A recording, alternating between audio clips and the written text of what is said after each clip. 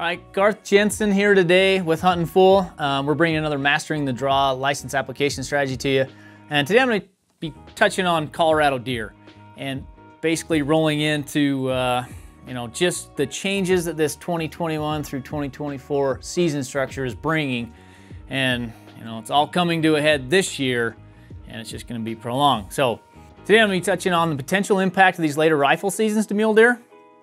And then we'll go over a little bit on the plains deer versus western deer hunts and the differences associated with that. Then we'll kind of give you an idea of just how the draw works. Give you a little bit of a breakdown of why the preference draw is more important than, say, other states where it's a random draw, things like that, and then how that applies to this situation. Then we'll give you an idea of the pricing and let you know, all right, it's going to cost you this much to get your name in the hat. And oh, by the way, if you're applying for 10 years, it's going to be a pretty good investment. So just kind of, we'll go through pros and cons and things like that during this slide. Let's get going. First off, we're going to talk about November rut hunts. And obviously that's what this has turned into from the 2021 to the 2024 season. So first off, I'm going to give you an idea. We're going to go down through some of these second rifle seasons. And on the left-hand side of your screen, you're going to see 2021 through 2024 seasons. And what that's going to show you is the season now versus 2016 to 2019 second seasons, which is a good representation of historically what those second rifle hunts have been. This is the latest they've ever been. So that's a good representation of historical dates of that second rifle season. And you can see starting off, like this year, my gads, 11 or 10:30 to 11:07, versus how it would have been in 2016. It would have been the last week of October. Well, anyone that's hunted mule deer long enough knows that an October rifle hunt is way different than once you get into November. There's a lot of things that start taking place there. Snow, cold, storms, most importantly. Those does start to come into estrus a little bit, or those bucks know that they're gonna come in shortly, and so they start getting a little bit closer to those does, a little bit more vulnerable. So it's important to note that the second rifle season is when Colorado issues most of their rifle tags. It's the highest percentage.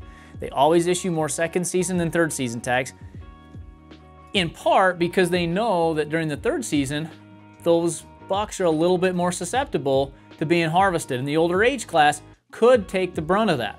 So what we're looking at here is the second rifle season. And when we click into the third rifle season, you'll start to see that basically the old third season, if you look on the right-hand part of your screen, you'll see that the 2016 to 2019 looks a little bit like the 2021 through 2024 second rifle. Not quite, but you're getting overlap in those dates. So looking at the third season this year, you can definitely tell that, man, we are right in the middle of November. Now, we don't usually issue as many third season rifle tags as second, but in most units, they still issue a large portion of tags. Some seasons do have a fourth season. Obviously, those roll back later. The reason I didn't list those is because typically fourth season hunts, they don't issue a lot of tags for.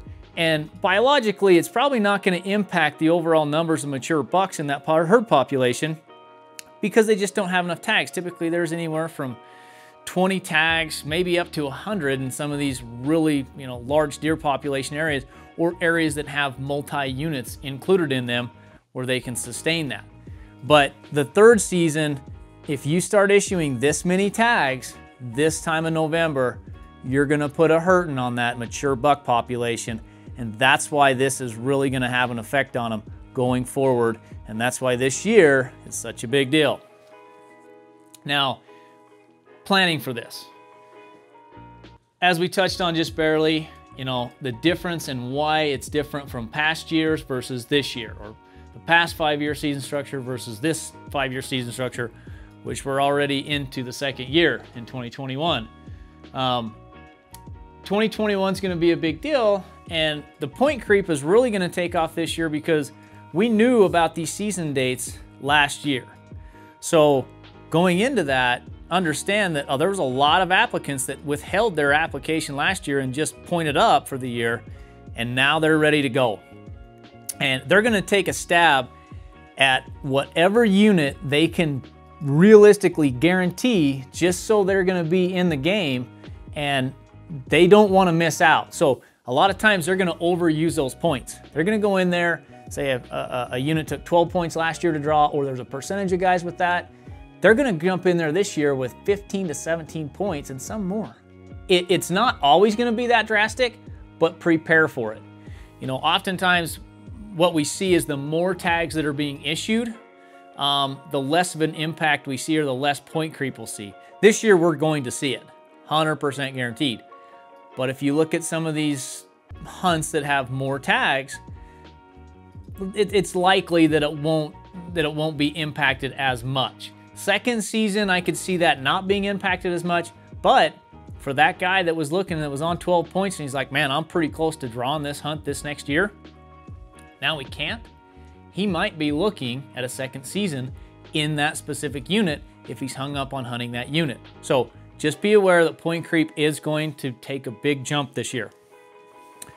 The biggest potential impacts of rut rifle hunts during, to mule deer, basically the population. It's not going to hurt the overall population if they're buck tags. Obviously, does will become more susceptible down there, but they don't issue a lot of doe tags anyways. So the population isn't really going to take a huge hit, but elevated success on mature buck population is where it's really going to come into play. And let's face it, most of us, we grew up dreaming of going to Colorado and being that one lucky guy that finds that buck on that hillside that wasn't supposed to stick his head out, but stuck his head out. And now we've got, the bucks that we used to watch, the old timers shoot back in the 70s and 80s. There's going to be less of a chance of that going forward because there's going to be more of those bucks that are older age class sticking their head out in November. And man, going forward, the Colorado landscape is going to look a lot different as far as the mature buck population and having a chance at a buck of that size. So how should you plan for this? One thing I will say is in my opinion, there's two basic situations that is going to prevent the harvest of this older age class mule deer bucks in these units. Number one, it might be a unit that they don't issue a lot of tags. Like you can look at 210, 201, and those northwestern units. They don't hardly issue any tags in there anyways. They're not going to have a big impact. But you're talking about units that are taking 20-something points to draw. The same thing can be said for 44 and 66. They don't issue very many tags in either one of those third season units. In fact, 40 issues the same amount of third as they do fourth. So it's not like you're going to go in there and these season dates are going to drastically affect the mature buck population in those units. But when you start looking at other units, and it's the in-between units, the units that most all of us hunt, because that's the majority of the tags that are issued, these places will be issuing 200, 300, 400, 500 tags during third season. And if they have a fourth season hunt, they're only issuing 20 to 50. Man, there's a big difference when you're talking hunting that. So be aware that if there's not that many tags, honestly, it's not really going to hurt those units that much. The other scenario is going to come into play is if you have a lot of private land down in the lower elevations where typically it's BLM, where these deer will start to push out of the Forest Service and go into that lower elevation to winter, but it's all private. And if it's all private, access is likely blocked, and it's likely that they are limiting the number of hunters that they allow access to, or using that private land as more of an outfitted hunt. And so they're not allowing the harvest of these mature bucks at the same scale that it would have been on units that had mostly BLM land, where the masses can go in and just take those mature bucks out of the population. So if you're looking at it, I would look at early hunts in units that have a lot of Forest Service but very little BLM, and it's all private down low, because the earlier hunts you still might be able to capitalize on those bucks running around in the Forest Service and still have a fair amount of mature bucks to choose from. Or you're gonna have to have a pile of points build up to get the last remaining few units that don't have very many third season tags. Now we can kind of go over the western side versus the eastern plains. And it's important to know there's a couple different things other than just you know, private and public land, but that's the biggest one. Private land, obviously on the eastern side, there is a ton. It's almost exclusively private land. There's a lot of state land out there, but a lot of that state land is not necessarily huntable. There's no public access onto that state land. There is some state wildlife areas, and Colorado is doing a better job at opening up some of those state lands, but currently, if you apply for Eastern Plains hunt, you better have an outfitter or some private land to go over and hunt.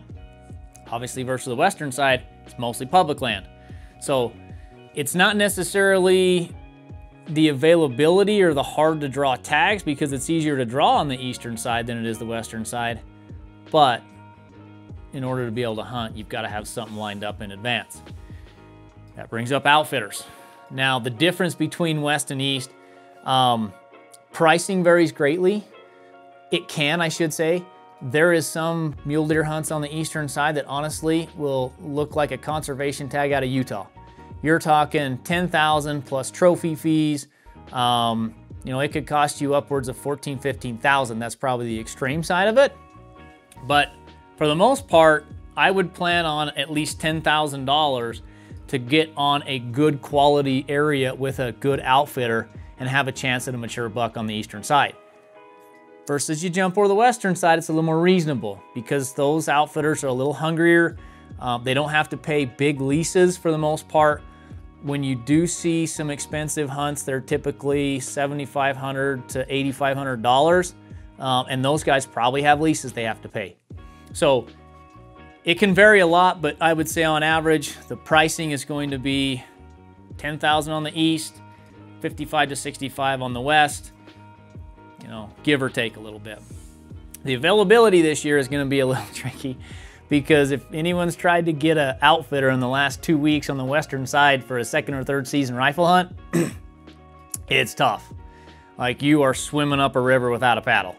So this year is a little bit different, but typically we always say if you want to get an outfitter or go on a western side or on a western deer hunt on the western slope, you want to get an outfitter at least a year in advance, because it's a preference draw system. People know when they're going to go, and for the most part they can guarantee they're going to get the tag at a certain point in time.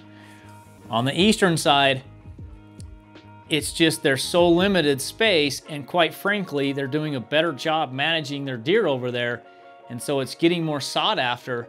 And when you have that many good bucks coming out of an area and that few of deer, it's not that there's no deer out there, but there's just fewer deer on the landscape.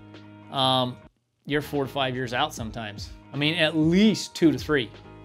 So availability is definitely harder on the eastern side, but it's getting increasingly difficult on the western side as well. Now, the weapon and season date differences vary a little bit. They used to not vary hardly at all, at least during the first rifle hunt and the third rifle season on the western side. And I'll get into that and I'll show you just exactly what that is.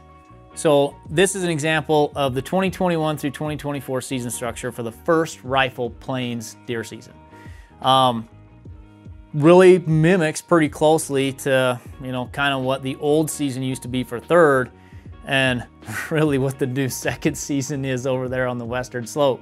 But you can see it just kind of drops off the same thing, you know, you'll just so they can start it on a Saturday, and then they run that out, and you know, it just drops a day off earlier every single year.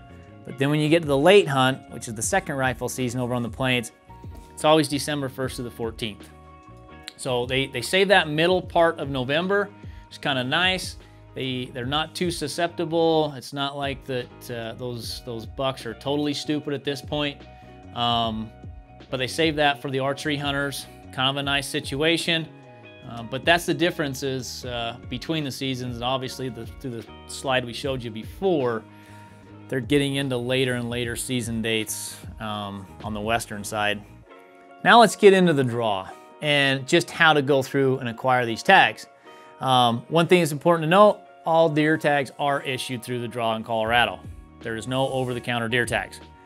Now there's leftover tags that will be issued if there are not enough people put in through the draw for those permits or for those tags. They will be issued in the leftover draw, and if not enough people put in the leftover draw for it, then they'll be on a leftover list, which you can go in and buy at that certain time. But as far as just strictly dedicated over-the-counter tags like second and third and archery elk, or second, third rifle elk and archery elk, that's not a thing for deer. So don't get that confused. Typically, you always have to put in to get a tag. Now, how this preference draw works is basically the top point gets the tags. Now, I know there's a hybrid draw in Colorado that dedicates some random tags or a percentage of random tags to individuals with not enough points to draw, but it's only in certain units, and honestly, it only affects residents. Because the non-resident quota is always met, there's never a random tag for deer or elk that is given in the hybrid draw. So just know that you gotta have the points to draw the tag. Now, second choice tags, here's one thing that sometimes we get some questions on about, is it gonna burn my points? No, it's not. And that is something nice that if basically there hasn't been enough first choice applicants that applied for a certain hunt, and then it will bump in the remaining number of tags will go down into the second choice option. And sometimes you can pick up some okay tags. I mean, honestly, anything that's going in the second choice round is either gonna have a lot of tags, the quality's probably not gonna be good, and it's most likely a combination of both. So don't think you're picking up a sleeper hunt as a second choice tag. Don't get me wrong, you can find some sleeper bucks in a second choice unit, but it's not a sleeper tag. Otherwise, it wouldn't be drawn as a second choice. Once it gets past the second, third, fourth choice, anything that's left over after that goes to the leftover draw, which I talked about earlier. And the leftover draw, anyone that, you know, even if you didn't apply, it used to be that you had to apply in the primary draw even to be, you know, have a chance to apply in the leftover draw. It's not the case anymore. Even if you didn't apply for a tag in the primary draw and you were waiting on other applications to come out, draws, things like that, in other states, you can still put in for the leftover draw. Just know going into it, there's not a lot of good hunts in there. I mean, they're hunts, but they're gonna take a lot of hard work, dedication, and, you know, basically you're just having an excuse to get out. One thing to look at this year that they have changed up and kind of went back to the original way they reissued these tags is the reissue list. So the way they originally came about is they took all the tags that were reissued, and reissue tags are tags that basically someone turned back in 30 days prior to their hunt starting, and Colorado took those back in, put them into another pool, and said, okay, we're gonna reissue these tags to someone else that wants them, and these don't use your points either. So if you buy one of these tags off the reissue list, it's not gonna affect your points. But this year, they went back to having a list on Monday, compiled a weekly list of all the tags that were turned back in, and it's not that all the tags that were turned back in the week before, it's just they compile a list of all the tags that they had in there, and then they put those up on Monday for people to go in and see what's available.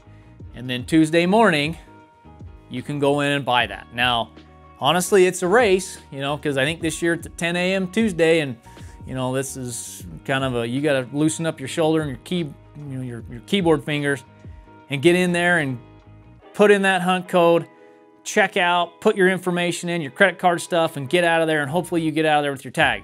It's not an easy process, but you know, if anyone tried to do that the last couple years, they've realized it's almost an impossible process to get some of these reissued tags. So at least this way, everyone has the same opening, you know, deadline. It's kind of like a sprint. The fastest guy usually wins, but you know, everyone has a chance at them versus last year. If you weren't sitting in front of your computer or on your phone at the right time, you never even had a shot at that tag because it was gone within the first 5 seconds of it rolling up on this thing. So that's an important change to remember for this year. And remember, if you buy one off the reissue list, it does not affect your points.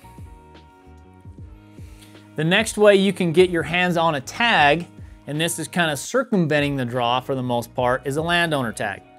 Now, we have a landowner tag listing site here that we offer more tags on our landowner page than any other. The one thing to make sure about landowner tags is that you are buying it either directly from the landowner himself or a designated ranch manager that has control of those tags. If you're buying it from anyone else, that tag is invalid. So just remember that. You can't buy a Colorado landowner voucher or landowner voucher and then turn around and sell it to your buddy, mark it up $500 and take your wife out to dinner. It's not gonna happen. Or I guess you could happen, but that tag is invalid. And just know that you are in violation by selling that tag, and the person that bought that tag, if he harvested deer with that, is also in violation, and that could be considered poaching. So just make sure that when you're buying a landowner tag, you're either buying it from our designated ranch manager or the landowner himself. And remember, we do have a pretty good page on there that lists a lot of these, that lists the contact information for that landowner, and you can subscribe to texts, things like that, and get notifications every time we list a new landowner tag for Colorado. And you can go down through and select by species as well. So anyways, that's just a little tip for you. Might come in handy this year. Let's get into pricing so you guys can decide whether this is worth it or not. First things first, in order to participate in the draw, you got to buy a qualifying hunt license. Now, right now, a turkey license is also a qualifying license, but if you didn't hunt turkeys there in the spring, this is your cheapest way. And that's to go ahead and buy a small games hunting license. That's the cheapest way to get a qualifying license in order to enter into the draw. You do have to buy a $10.40 habitat stamp as well, but you don't have to buy it for every application. So you don't have to buy one for deer, elk, sheep, moose, what have you. You just got to buy it once, but it is mandatory in order to participate in the draw. So add that onto your qualifying hunting license as far as a donation to Colorado for letting you apply for their species. If you get lucky and draw the tag, it's going to cost you $412.61. That's for the adults. Now, the deer fish combo, they started a few years ago. It's kind of nice. I mean, if you're out there hunting and you see a nice little stream, you happen to have a handy fishing pole with you, you can wet a line. But that's just that's the deer license, and they add a fishing license on just to give you an added benefit because they raised the price on us. Now, as far as the youth, they did a good thing, and they do keep that a minimal. I mean, $105.51, that's not bad. They get the same fish hunt, deer license combo. So it's kind of a good thing. They keep that price low for the youth. Again, those are both fees that if drawn, you have to pay for a credit card. They'll just take the credit card on file and subtract that. But this $9 application fee, obviously that's coming out at the time you apply. So the $9 app fee, the $10.40 habitat stamp, the $84.96 small game license, that's all non-refundable. Once you apply, just make sure you factor that into your spreadsheet when you're doing your bills at the end of the month and know how much that you had to put in order just to be considered in the Colorado draw. Thanks for watching. That was a presentation. Hopefully you found this helpful and useful for this year's application and going forward. If you have any questions, leave them in the comments below. We'll do our best to get back with you guys as promptly as possible. And also, if you did find this helpful and useful, just make sure and subscribe.